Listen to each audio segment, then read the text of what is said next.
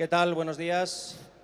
Bueno, bienvenidos a este segundo panel del Sport Summit, el futuro del básquet, construyendo el mañana del baloncesto. Tenemos aquí a mi derecha Luis Escola, un jugador muy reconocido en la Liga Española, en la NBA, ahora es CEO de Varese. ¿Qué tal? Bienvenido. Muchas gracias. Jorge Garbajosa, también pues el mismo recorrido, ¿no? De ser un jugador muy importante en el baloncesto español a ser, bueno, pues ahora el presidente de FIBA Europa. Bienvenido, Jorge. ¿Qué tal? Buenos días. Y Ferran Martínez, que bueno, también está metido en la industria del deporte y antes tuvo un amplio recorrido como jugador de baloncesto.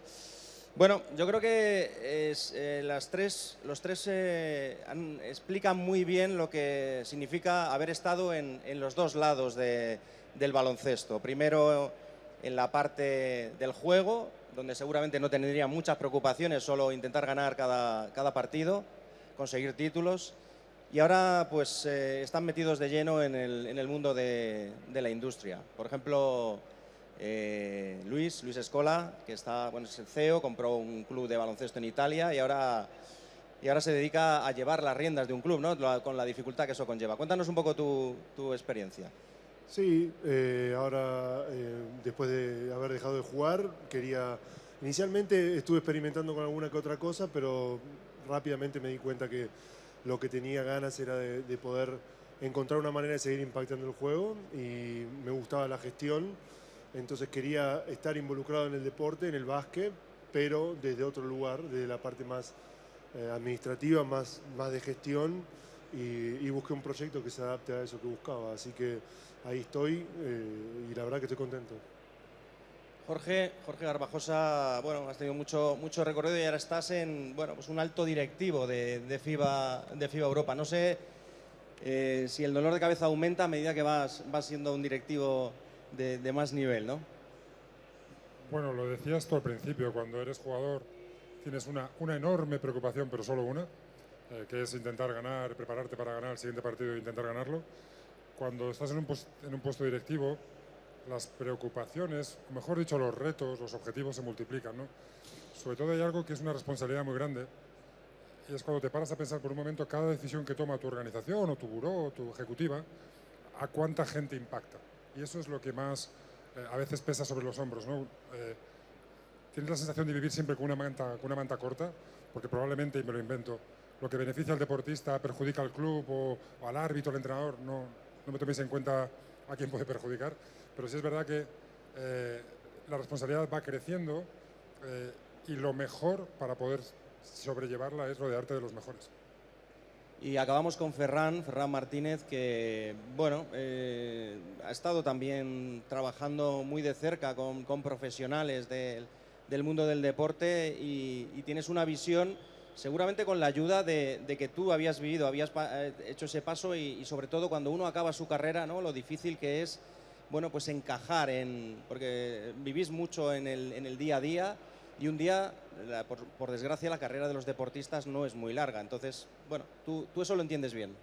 Sí, pues la verdad es que, bueno, desde ya como jugador ya intenté un poco pues prepararme para el día después de colgar las botas. Y bueno, entré en el mundo del asesoramiento, al principio, asesoramiento financiero de deportistas, pues que teníamos la suerte al menos de poder ganar bastante en periodos muy concentrados, pero que si no te planificabas bien para el futuro, pues te podías arruinar, como ha pasado en muchos casos, ¿no? Entonces es verdad que estuve tiempo en el sector financiero, después entré en el mundo de las inversiones en empresas tecnológicas, cosa que me apasionaba también, y bueno, y en este momento, aunque estoy muy relacionado con el deporte, yo siempre explico que lo que me ha enseñado el deporte lo intento aplicar en mi día a día, sobre todo en lo que se refiere a trabajar en equipo, a estar orientado también a resultados. Yo creo que el deporte es la mejor escuela de vida que hay y los que lo practicamos o lo hemos practicado, tanto a nivel amateur como profesional, somos unos afortunados y tenemos que aprovechar estos valores pues, para crear un futuro mejor para todos. No sé, yo la primera pregunta que se me ocurre, como tengo aquí a tres expertos que conocen muy bien el mundo del baloncesto, es ¿qué salud tiene ahora mismo el deporte baloncesto? Es una pregunta muy amplia, ¿no? Porque depende en qué parte del mundo. Si uno mira, por ejemplo, la NBA está en un momento increíble, pero creo que en línea general, mirando todo el espectro del básquet mundial, está en un momento muy bueno, está en un momento de crecimiento donde se juega más, se llega a más lugares, donde tiene más salud, hay mucho camino por recorrer, pero me da la sensación de que estamos en un buen lugar y sobre todo de que están las bases bien armadas como para poder crecer para arriba, ¿no? En algún momento esas bases estaban un poco difusas, no estaba bien claro cuál era la salud del deporte y bueno, crecer en esa situación es más difícil porque la estructura después tambalea, pero hoy me parece que vemos una estructura mucho más sólida. Este último acuerdo de FIBA con NBA, Jorge seguramente puede hablar de eso mucho mejor que yo, pero este último acuerdo que fue anunciado hace poco, a mi forma de ver, termina de cementar esas bases de crecimiento y no solo creo que estamos en un buen momento, sino que el futuro es mucho más próspero. Te ha lanzado el guante, Jorge. Sí, no, me la ha dejado votando, o sea, me la ha dejado perfecta porque creo que ha dicho algo que es muy importante, que las bases están puestas. ¿Por qué? El baloncesto ahora mismo es el segundo y aspira a ser el primer deporte más popular en todo el mundo. Sé que el fútbol es el deporte rey en España, en Europa, pero si miras con la globalidad de Asia, Sudamérica, etcétera, etcétera, el baloncesto no está tan lejos de ser el primer deporte, con lo cual esa es la mejor base del mundo. Pero estamos en un momento crucial para mí y de verdad que lo digo, como decía también Luis, la pregunta es muy amplia, pero si empiezas a mirar disciplinas, los jóvenes por un lado, mujeres y hombres, el 3 contra 3, el baloncesto femenino profesional, el baloncesto masculino profesional, todo está en un momento de decisiones que van a marcar nuestro futuro en los próximos 25 años. Me explico. En el femenino estamos viendo una expansión impresionante de la WNBA y eso tiene un impacto en Europa. ¿Cuál es el impacto? Bueno, ningún otro deporte tiene un socio y a la vez un competidor como es la NBA, la WNBA, y hay que saber aprovecharse, como decía Luis, de las fortalezas que eso te trae. Cómo se van a desarrollar las competiciones, tanto de clubes como de selecciones en femenino en el futuro, estamos ahora en el proceso de decisión y va a marcar el futuro del baloncesto femenino. En el masculino, lo decía Luis también, la NBA detecta una debilidad en Europa. Hay una cosa que no podemos olvidarnos. Esto es un círculo virtuoso en el cual la selección es la que tira del carro el elemento más llamativo de un deporte, pero sin los clubes no hay nada. Sin las ligas nacionales no hay nada. Y es una obligación y una responsabilidad potenciar y valorar las ligas nacionales. ¿Por qué? Porque de ahí van a salir los mejores jugadores para poder representar al país que va a retroalimentar a la liga. Pero, ¿por qué digo esto de las ligas? Porque lo que no puede ser es que la Liga Nacional no clasifique a la mejor competición europea. Entonces, lo bueno de este acuerdo de este proyecto conjunto de NBA con FIBA es que va a darles espacio a las ligas nacionales, va a permitir que proyectos como el de Luis o otros 600 proyectos que hay en Europa puedan aspirar con inversión y con buen trabajo a llegar a competir en el máximo nivel, cosa que en otros deportes se tiene súper asumido y en baloncesto no. Aparte de respetar el calendario de selecciones nacionales, aparte de respetar la elegibilidad, es decir, que el jugador nacional siempre tenga un protagonismo dentro de los clubes y de los equipos para desarrollarse. Pero lo más importante es que esta competición viene a ayudar a las ligas nacionales. Yo me voy más tranquilo, me quedo más tranquilo escuchando a Luis y a Jorge. No sé, Ferran, tú cómo lo ves desde un poco más desde la distancia, pero con buena perspectiva.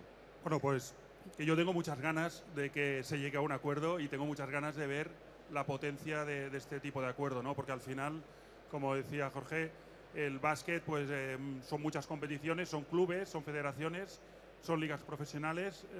Al final, si podemos unir todo eso para que siga creciendo el baloncesto, siga creciendo el deporte en general, pues es una muy buena cosa, ¿no? Y encima, si le sumamos todo lo que la tecnología nos está dando y nos puede dar, pues podemos generar muchísimos más ingresos, podemos generar un engagement con el fan, con el seguidor, que hasta ahora nunca lo habíamos visto, tanto en temas de inteligencia artificial como de temas de realidad aumentada, lo cual va a aumentar mucho el espectáculo, sobre todo las audiencias, y yo creo que el momento es apasionante, ¿no? Y que lo tenemos que vivir y disfrutar porque todo va muy rápido y como te decía, pues tengo curiosidad y muchas ganas en ver cómo acaba esto, que espero que va a acabar, tiene que acabar bien por fuerza, y poder ver si eso ayuda también a subir el nivel competitivo, también a que los jugadores jóvenes tengan muchas más opciones de poder explotar su talento, porque ahora se producen situaciones complicadas y complejas pues bueno, que se tienen que clarificar, ¿no?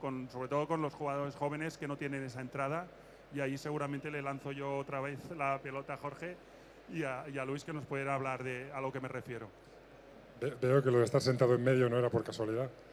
No, hablando muy en serio, se me había olvidado decirlo y lo ha traído muy bien a la mesa Ferran. El tema de los jugadores jóvenes también es algo que ahora hay mucho ruido, mucho ruido, pero es algo en lo que en FIBA llevamos trabajando desde hace bastantes meses, si no me equivoco. En el pasado mes de noviembre ya se aprobó en el Buró Central la creación de un grupo de trabajo para trabajar con NCA para buscar un marco. Al final las federaciones, tanto nacionales, pero todavía más las internacionales, tenemos que crear escenarios donde nuestro ecosistema se pueda desarrollar en su globalidad. ¿Qué está ocurriendo ahora? Que es muy difícil decirle a un chaval o una niña, pero ahora más llamativo en los chicos, con 18 años, que va a cobrar 7 cifras, va a tener un grado y va a tener un problema de un camino más corto hacia la NBA, va a tener la experiencia. Es muy difícil para un padre o para un club ponerle esa cortapisa, pero a la vez lo que no podemos permitir es que ese jugador se vaya a esa competición y que el club local no reciba nada en compensación.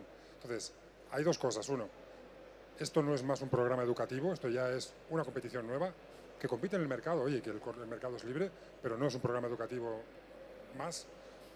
Y es importante encontrar esa carta de libertad que haya que pagar por ella para que el club que ha formado al jugador, que ha invertido tiempo, que ha invertido dinero, tenga esa compensación para que la rueda siga funcionando. Si aquí, entendiendo al jugador y no pudiéndole poner puertas al campo, no defendemos la estructura de cantera de los clubes, tienen los días contados y en ello estamos. Claro, porque la base, todo está en la base, ¿no? Esto que hablabais de que el baloncesto había crecido, seguramente es porque se ha hecho un trabajo en la base que antes no se hacía. No sé, por ejemplo, Luis, tu experiencia en tu club, cómo trabajáis la base y si tenéis este miedo que está comentando Jorge, que es un miedo natural, porque no tiene ningún sentido la cantera si tú trabajas y cuando creas el talento otro se lo lleva gratis. No, a ver, es clarísimo que hay que buscar una manera de darle justicia, ¿no? Que sea justo y que sea equivalente para todas las partes. Pero yo no lo veo con miedo. Yo creo que podría incluso hasta ser una oportunidad, ¿no? Es un actor más dentro de un sistema, tiene que estar regulado, tiene que estar compensado, pero no creo que sea un gran problema. Además, son 4 años, no es como cuando un jugador se va a la NBA se puede ir para el resto de la carrera. En cambio, en college termina y después tienen que ir a jugar al sistema. O sea que es un actor más que se tiene que incorporar y que se tiene que buscar un sistema justo.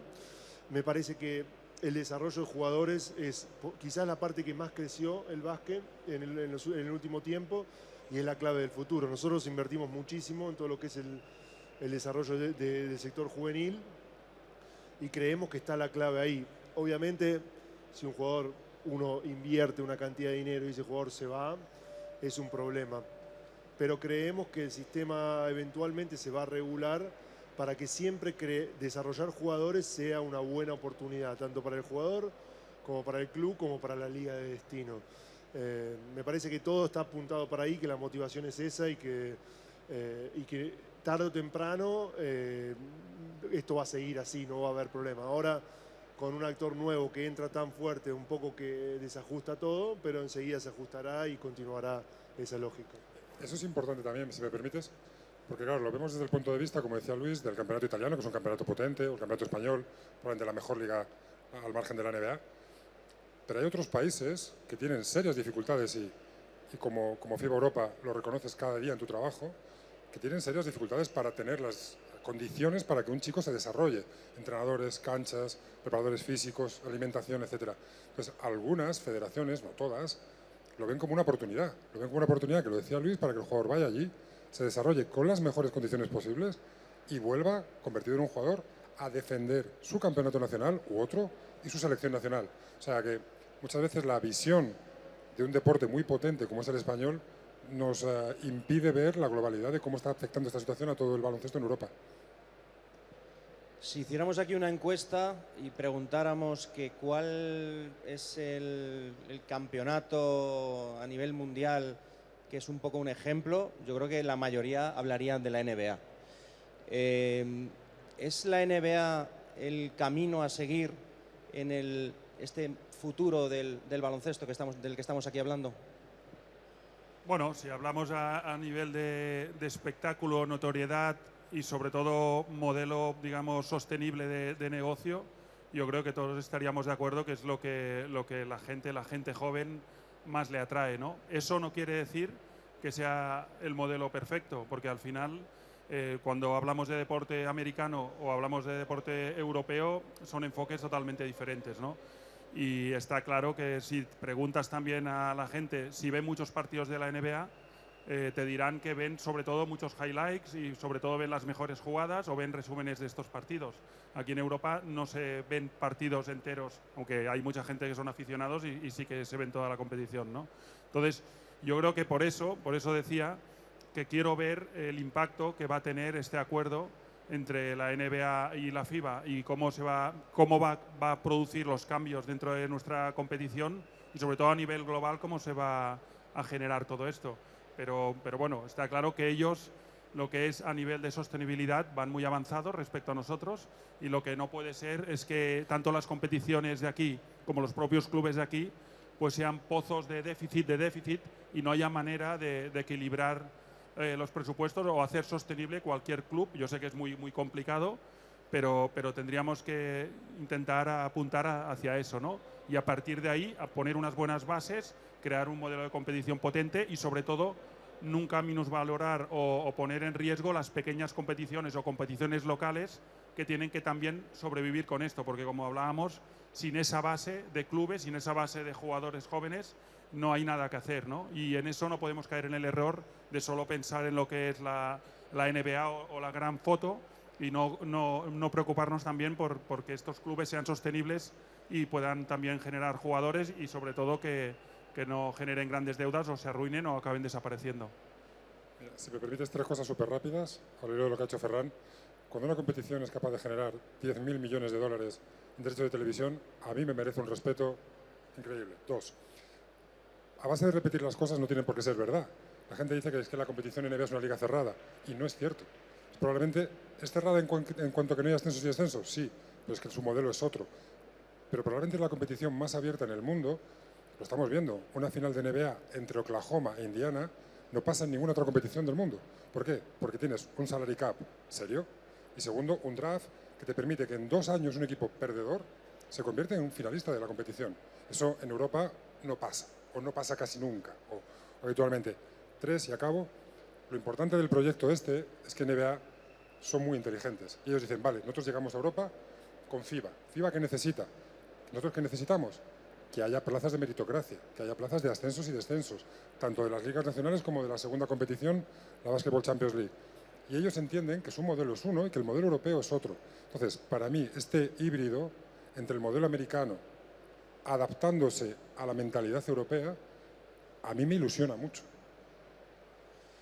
Bueno, una de las preguntas del millón es cómo somos capaces de dejar de que el baloncesto deje de ser deficitario en muchos clubes, ¿no? Por ejemplo, bueno, la pregunta para ti, Luis, ¿Varese es deficitario? Todavía sí, tenemos planeado para el año que viene no serlo. Bueno. Pero bueno, son las proyecciones y en el deporte las proyecciones son difíciles de acertar, así que... Es el camino. Aquí en España, bueno, asistimos a los 2 grandes que pierden dinero año tras año, pero lo único que importa son conseguir los títulos. Y no sé si hemos encontrado un modelo muy bueno en el Unicaja, que es un club que ha ganado títulos, que ha medido muy bien hasta dónde es capaz de llegar, porque, bueno, meterse en alguna competición le hubiera generado ese déficit. Pero lo ideal sería que encontráramos que un Unicaja siguiera ganando títulos y pudiera estar a la altura de Madrid y de Barcelona. Bueno, mientras el sistema sea el que es muy difícil que equipos incluso tan buenos como el Unicaja estén compitiendo a esa altura, porque si hay otros equipos que gastan ilimitada cantidad de dinero, tarde o temprano van a ser mejores, ¿no? Van a ir sacándole todos los jugadores a esos equipos y es una cuestión de tiempo que domine la competencia. Acá lo que tiene que haber, hablaba un poco Jorge de eso, del salary cap de la NBA, que es un ejemplo para todos, ¿no? La NBA consiguió un sistema muy ecuánime, que genera oportunidades para todo el mundo y que es cíclico. Obviamente en Europa esto es muy difícil de que sea cíclico de esa manera como es en la NBA, pero sí generar un sistema que sea mucho más justo para todos los equipos.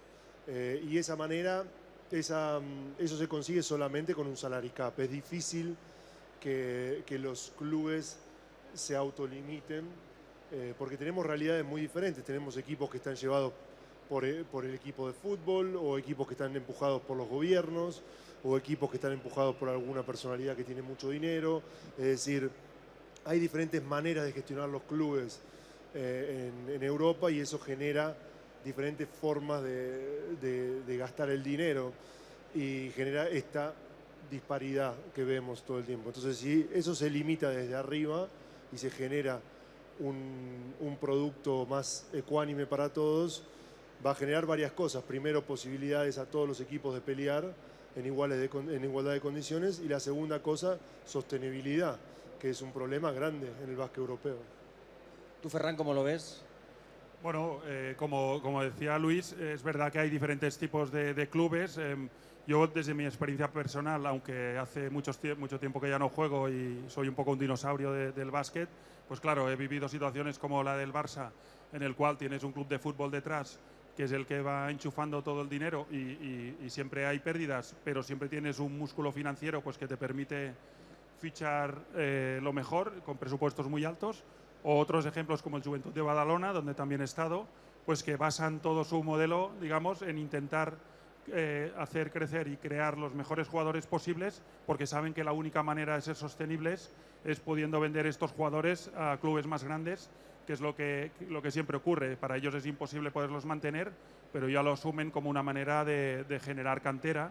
Y también es un modelo, bueno, en este caso es un modelo pues que acerca quizás mucho más el club a la ciudad, a Badalona. Pues ¿por qué? Pues porque al final la gente se identifica con estos jugadores, ¿no? Y a veces lo que nos pasa es que bueno, grandes equipos tienen grandes plantillas, pero cada año esas plantillas tienen 8 o 9 jugadores diferentes. Entonces no hay esa conexión entre el aficionado y el club, porque cada año los cambian, ¿no? Y en nuestra época, cuando jugábamos, pues la gente se sabía las alineaciones de los equipos y eso generaba mucha afición. Ahora todo ha cambiado, es todo ultra profesional, y a veces pues no hay esta conexión entre aficionado y club, y eso repercute también en las audiencias, pues porque los niños pequeños no se saben quién es su ídolo, ¿no? Porque al año siguiente los cambian todos, al año siguiente los cambian todos, y bueno, yo creo que en eso seguro que tendremos que avanzar, porque es la única manera de que la afición al básquet siga subiendo. Bueno, además estamos hablando aquí de dos países, España e Italia, que son países futboleros por antonomasia. No sé si esto al final le hace daño al crecimiento del baloncesto, se pueden convivir. Por ejemplo, en Málaga es un buen ejemplo de una ciudad en la que convive el fútbol y el baloncesto, y bueno, y hay una grandísima afición. No sé, por ejemplo, en Varese cómo es el modelo. Yo creo que el fútbol y el básquet pueden convivir perfectamente. Obviamente, en algunos lugares el fútbol es protagonista total y hay otros lugares que no tanto. Por ejemplo, en Varese, por ejemplo, en Vitoria, hay muchos lugares en donde el básquet tiene un lugar muy grande, y hay muchos lugares en donde comparten y el básquet tiene su espacio y no pasa nada. Acá no es importante que no haya fútbol, no es importante que no haya otros deportes, que no haya otras ofertas. El mundo hoy está sobrecargado de ofertas, y el básquet tiene que ser capaz de crear un producto interesante que la gente quiera consumir, y tiene que ser capaz de competir con otros productos, sea el fútbol o cualquier otra cosa, porque hay otros competidores también que no necesariamente tienen que venir del deporte. No sé, ya para ir acabando, uno se pregunta cómo se puede construir un mejor baloncesto. Seguramente todo pasa porque los clubes y las federaciones vayan de la mano y construyan un baloncesto mejor. No sé, Jorge, ¿tú cómo lo ves desde tu actual posición, si eso es posible? No tengas ni la menor duda. O sea, no es que sea la mejor solución, es que es la única solución. Si entendemos que los clubes generan primero jugadores, luego generan una competición nacional de alto nivel, que luego manda una gran selección nacional, que es la que hace las grandes audiencias, los grandes momentos que acumulan incluso al espectador que no es de ese deporte, que tenemos aficionados, que eso se retroalimenta. Es tan sencillo, pero debe haber algo tan difícil porque no lo hemos hecho todavía, o no lo hemos hecho como deberíamos todavía. Yo creo que hay un cambio de modelo de mentalidad, con el máximo respeto a todo el mundo. Creo que gestores con la mentalidad de Luis, Marc Gasol en Girona y otros muchos, creo que vamos adaptándonos más a ese sentido. Yo he jugado en clubes de los cuales me he sentido súper orgulloso, el equipo de mi vida ha sido la selección nacional, y siempre he tenido la sensación de, yo en mi club juego, me merezco jugar a la selección nacional, y si eso puedo ir a un club, mejor. O sea, es un círculo virtuoso, tanto estés en la gerencia, la gestión, como deportista, que es muy claro de ver y a veces un poquito difícil de aplicar.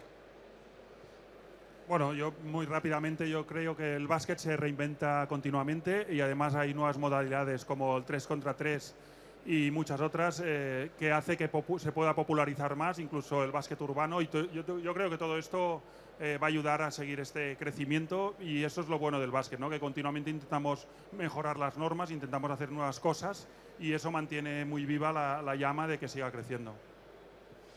Muy bien, pues yo creo que con gente como Ferran Martínez, como Jorge Garbajosa, como Luis Escola, que vienen de ser jugadores y que conocen bien el negocio, la industria seguirá creciendo porque tenéis mucho conocimiento y seguramente el mañana del baloncesto será mejor que el hoy, ¿no? Porque estáis en el camino, todavía queda, pero bueno, yo creo que el camino está más cerca. Muchas gracias a los tres y un fuerte aplauso. Muchas gracias. Muchas gracias.